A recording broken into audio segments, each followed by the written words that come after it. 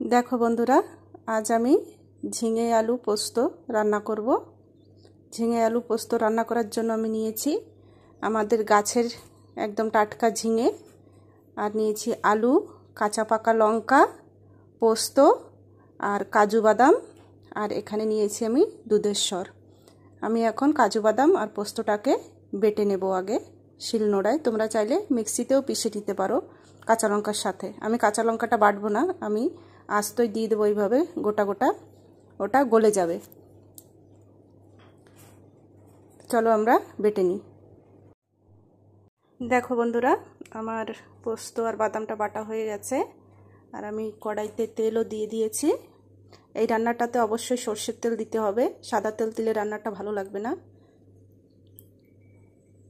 দেখো বন্ধুরা আমার তেলটা গরম হয়ে গেছে। আমি প্রথমেই আলুগুলো কেটে রেখেছিলাম, আলুগুলো ভেজে নিচ্ছি।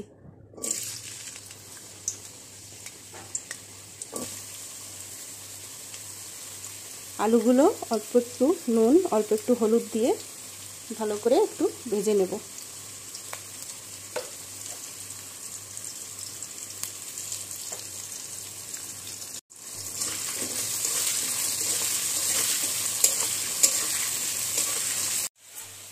দেখো আমার আলুটা ভাজা হয়ে গেছে, আমি আলুটা তুলে নিচ্ছি।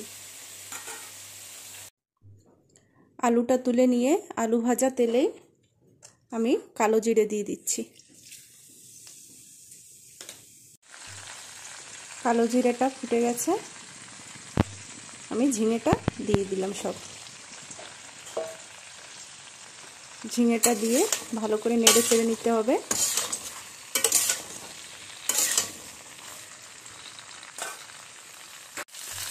ঝিঙেটা দেওয়ার পরে আমি লঙ্কাগুলো দিয়ে দিচ্ছি, কারণ লঙ্কাগুলো আমি বাটিনি, এগুলো সিদ্ধ হতে একটু সময় লাগবে, তাই ঝিঙের সাথেই আমি দিয়ে দিলাম। এবার আমি এটাতে অল্প করে নুন দিচ্ছি, কারণ আলুতেও আমার নুন দেওয়া আছে। হলুদ দিয়ে দিচ্ছি,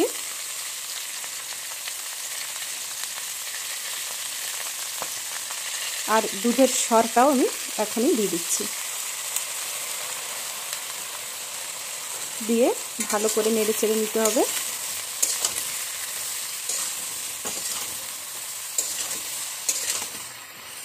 আমি এটাকে ঢাকবো না, ঢাকলেও অনেক জল বের হয় ঝিঙে দিয়ে, তাই আমি এটাকে ঢাকবো না, এইভাবেই ভাজবো।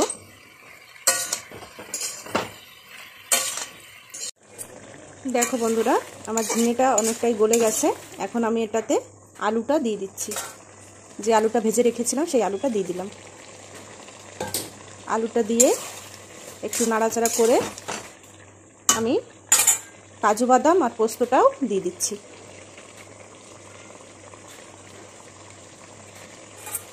কাজু বাদাম পোস্ত দিয়েও ভালো করে নাড়াচাড়া করে এখন আমি এটাকে একটু ঢেকে দেব, কারণ এখন আর ঝিঙে দিয়ে জল বের হবে না, তাই আমি এটাকে একটু ঢেকে দেব।